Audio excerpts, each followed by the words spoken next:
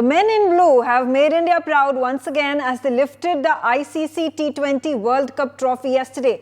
This ended an 11-year-long ICC title drought. Now, India's ICC trophy cabinet includes 6 titles. The first was bagged all the way back in 1983 in the Lord's Cricket Ground in London. The team, which was led by Kapil Dev, defeated the West Indies to script history. Since then, a lot has changed in the cricketing world. The popularity of the sport has ballooned manifold and is a household phenomenon today. India has played a crucial role in driving this change, and the launch of the Indian Premier League in 2008 powered this even further. But here's the hard statistics that a few people may know. The prize money for the men's cricket team has increased from 25,000 rupees to 2 crore. The price of TV rights have soared from $10 million in 1999 to $3 billion today. TV viewers have increased from 135 million to 518 million over the last decade. The BCCI's revenue has burgeoned from 605 crore rupees in 2007 to 16,875 crore rupees today. And as far as the IPL is concerned, a player's salary in the IPL has quadrupled to 100 crore rupees. It is but obvious that India is leading this cricket revolution. We see this in the sponsorships right from the Chinese smartphone company Vivo to Saudi's Aramco, the oil titan. So let's open up this discussion. And joining me on the telecast, Sunil Kalra, thank you very much for joining me. First of all, of course, the stupendous victory for our men in blue yesterday.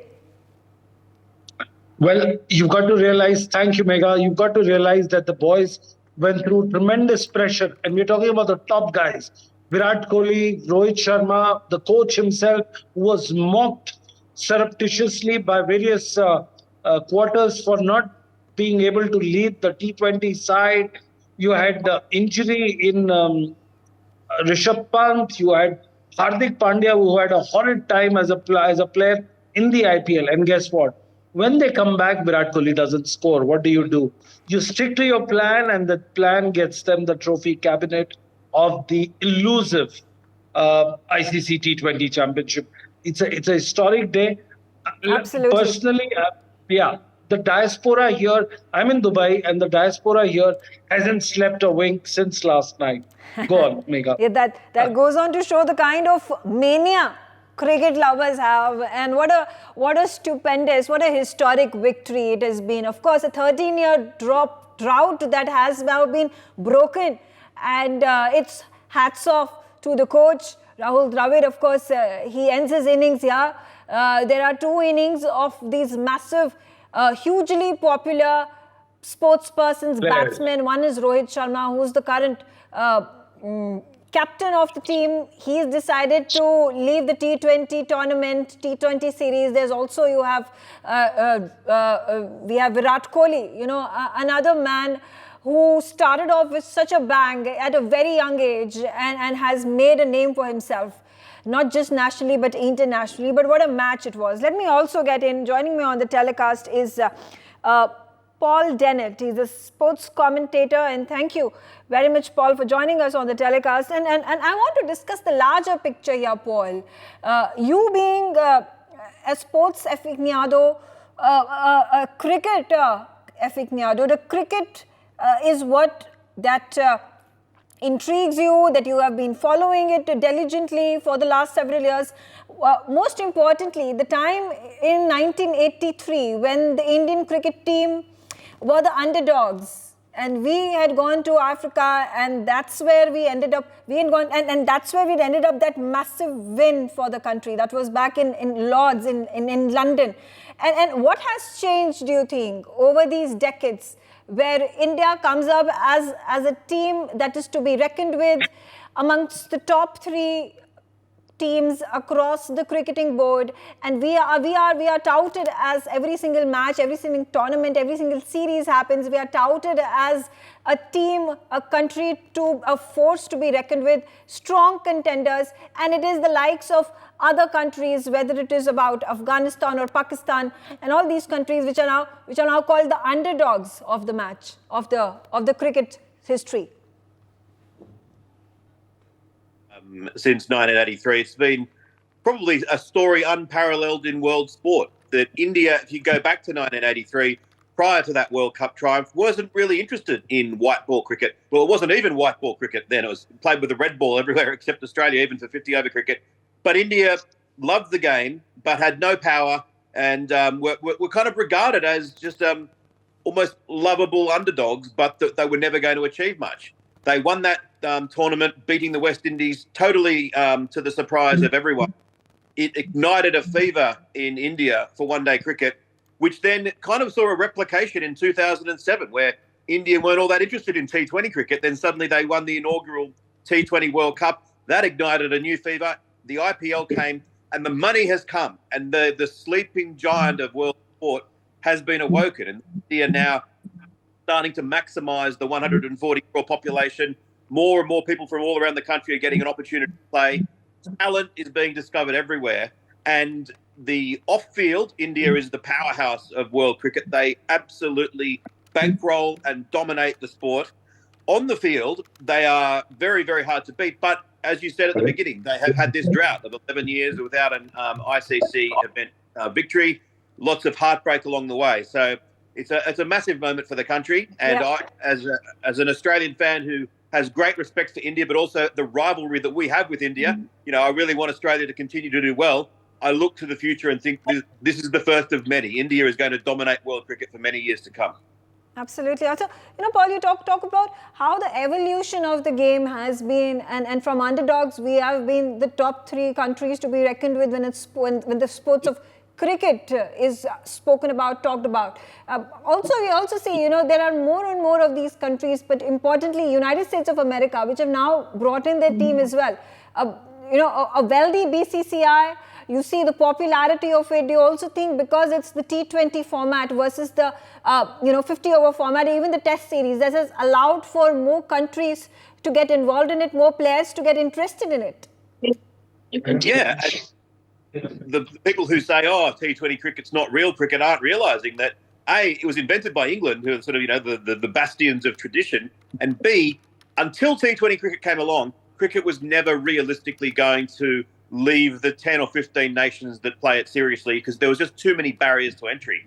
All of a sudden now, with the T20 format, it has got the popularity and the opportunity to start to grow around the world. And again, it's India, the Indian diaspora, which is helping make that a big deal. That there are, I think, 5 million Americans of Indian ancestry, many of them who have a lot of money and are very successful, and they want their home sport to be big in their new home country. The first time I've arrived in Germany, one of the first things I saw next to the Berlin Olympic Stadium was cricket being played. I got the shock of my life. I was absolutely delighted. But India and the other nations in the South Asian region, they are growing the game worldwide. And it's phenomenal as to what might happen in the coming decades. That cricket's already talked about as the second biggest sport in the world, but it's confined to a small number of countries. Yeah. We saw this World Cup the future, that can change. With so many upsets, the future is really bright for cricket, I think. Absolutely. I also have with me Noel David. He's the former Indian cricketer. Thank you, Noel, for joining us on the telecast. And of course, when we take a look back over the decades and we're talking about a game which was perfected and India was brought onto the world map when we had Kapil Dev and Sunil Gavaskar and we had Ravi Shastri and players like that. And from that to talk about Virat Kohli and talk about Rohit Sharma, how do you think as the game evolved, and particularly when you talk about the large financial stakes in the game? See, to be very honest, after the 1983 World Cup, everything has changed. If you remember, hockey was a national sport that time. It took over hockey. Everything changed. The dimension of cricket has changed because people started to play cricket.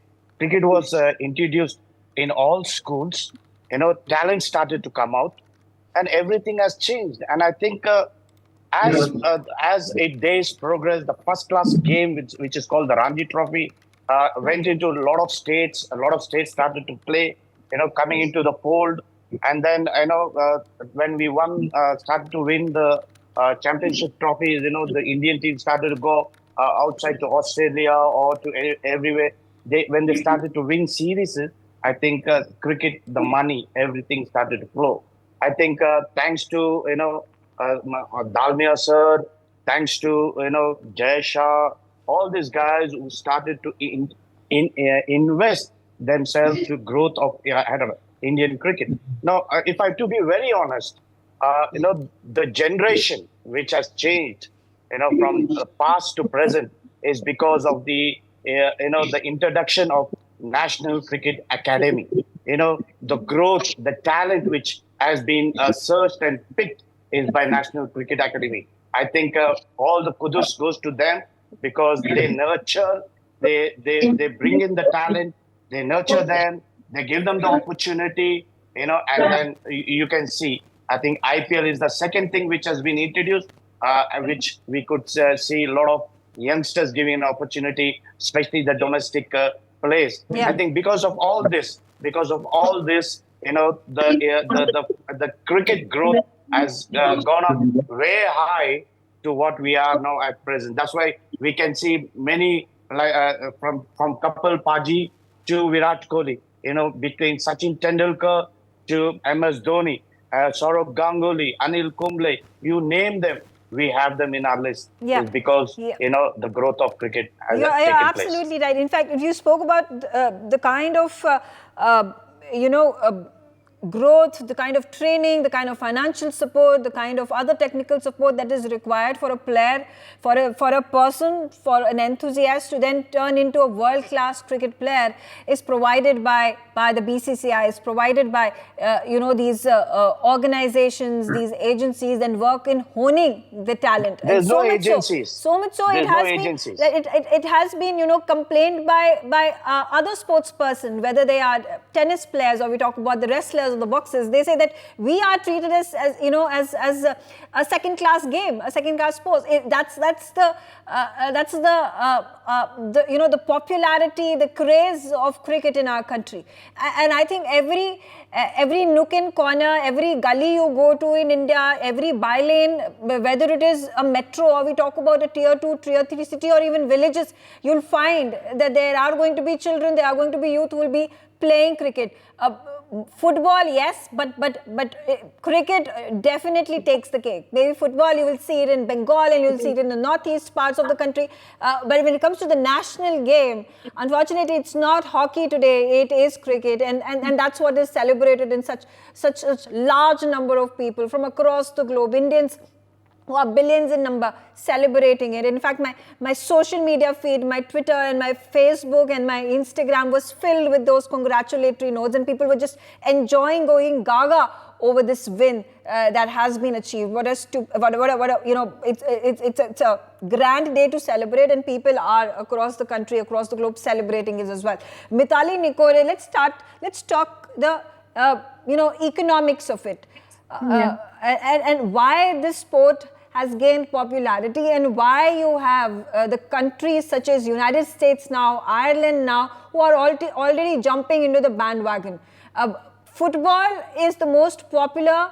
It is the sport that has traditionally gained money, stature, popularity from across the globe. And there you see also, you have the BCCI, which is the richest cricket board across the globe. And then you see the popularity of it soaring, that it has the potential to become a sport and give a strong competition to football. So, hi, Megha. And of course, like every cricket fan, I'm also ecstatic after yesterday's win. I think the last 2 overs were just absolutely, you could not get off of your seat. And I think this is exactly what Paul, rightly pointed out. At the end of the day, with the format of cricket changing and, T20 coming in, it's suddenly become more accessible for a very wide audience, even an audience which has less patience, an audience which identifies with the purest form of the game maybe, but does not have as much time to watch an extended test match, can now consume the content in a much shorter format. And of course, the growth of the Indian diaspora across the world, I mean, is one of the biggest factors. And South Asian diaspora, of course, the Bangladeshi diaspora. I was in Kathmandu recently, and the Nepalese cricket team, has also been established, and it's doing so well.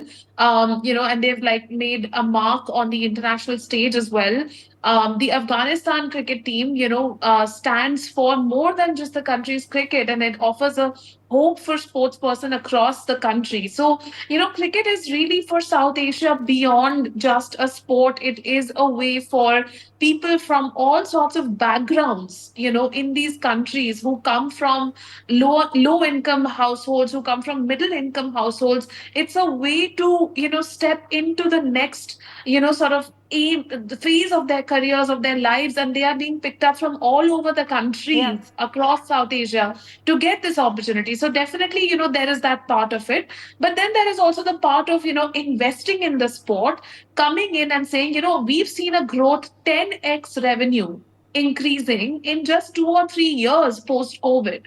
And even during COVID, cricket was one of the most enduring money making, endeavors in whatever form it was played. So I think when the global bodies like the US, like Ireland, are going to recognize the revenue potential of the game, when the Olympic Association is considering the inclusion of cricket, that's when you see that, yes, the sport has a lot of revenue potential. And the second area I'd like to point out very quickly is around women's cricket, right?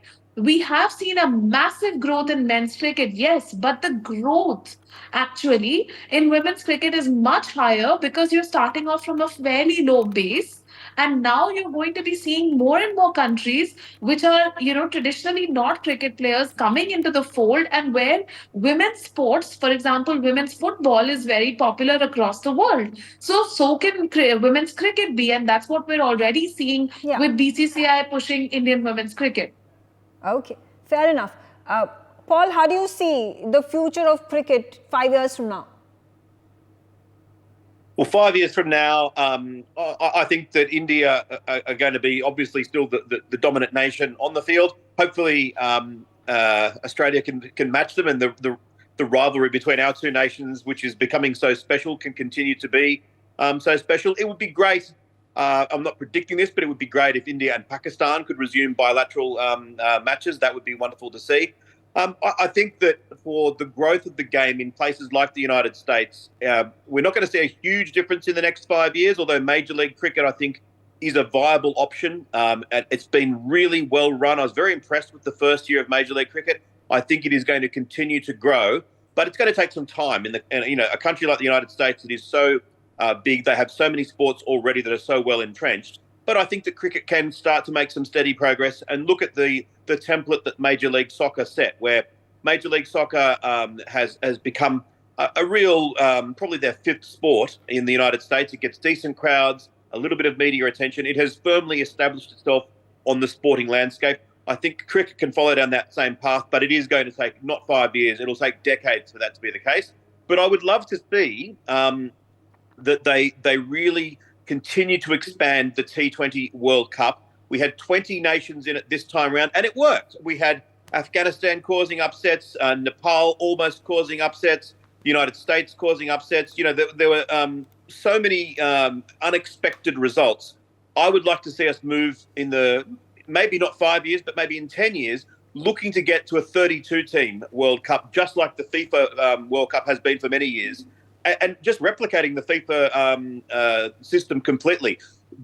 One of the strange things has been that because cricket is so dependent on India, that everything relies on India money to fund everything in cricket, that we've almost had to have this features of the World Cup where we must make sure that India play as many games as possible. And we saw that with this World Cup as well, with the semi-final for India, the venue being set in store months in advance, just to make sure that the revenue will be big because of the fact that they're going to have it in Indian prime time.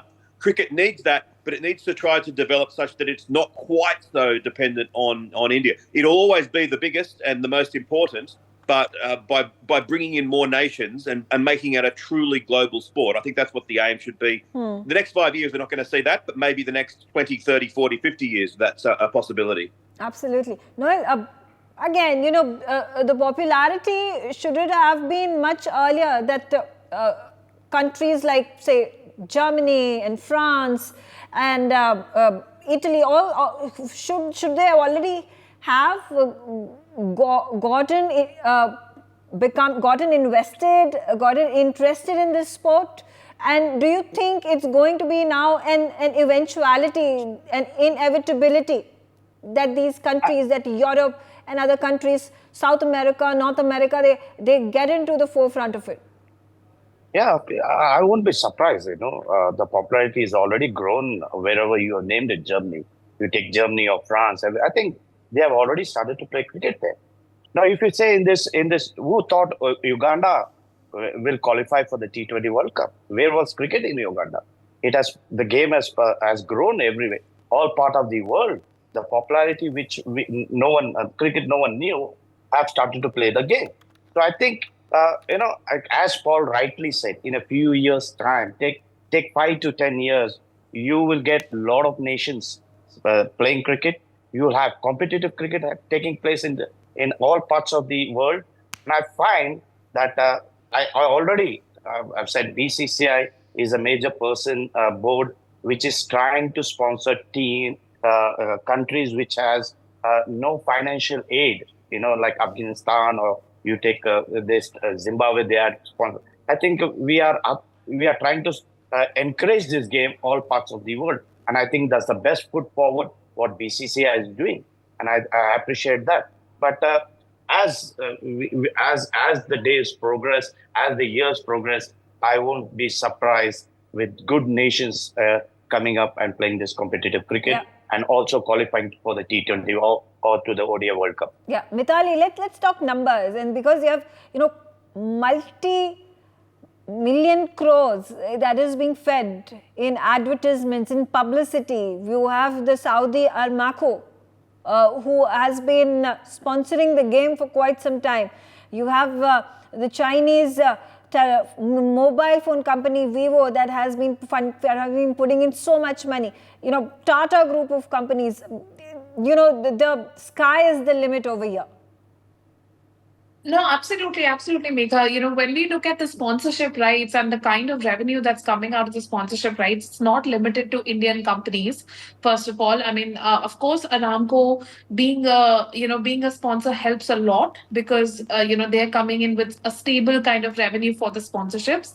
But I do think that the time has come for even the IPL and also for ICC cricket to diversify the set of sponsors even more. And to have new kinds of companies coming into the sponsorship fold, to have companies which might not even be that large, but they want to have the wider viewership coming in, creating new sponsorship categories for these for these companies is very important, to have more of an inclusive approach from different countries as well. This will give them the visibility and also bring more love to the sport. And at the end of the day, when we look at some of these larger, sponsorship deals that are coming through, this is, again, as Paul said, coming on the backs of the large set of Indian viewership. When you are guaranteeing an Indian viewership of 200 million, 300 million, those kind of numbers which are not seen in any kind of, any other kind of, game at this point in time except for football, then you have to think that, okay, then of course the sponsorships will also be coming, which are primarily targeted at the Indian consumer. So with diversification of the sponsors and also of the audiences, one can have more of a risk spreading and not a concentration onto only the Indian consumer. Absolutely. So there is a need to therefore diversify the sponsorship categories, to introduce new slots, and to try to bring in more and more sponsors onto the game. Okay, all right. For more such videos, subscribe to the NewsX YouTube channel, hit the bell icon.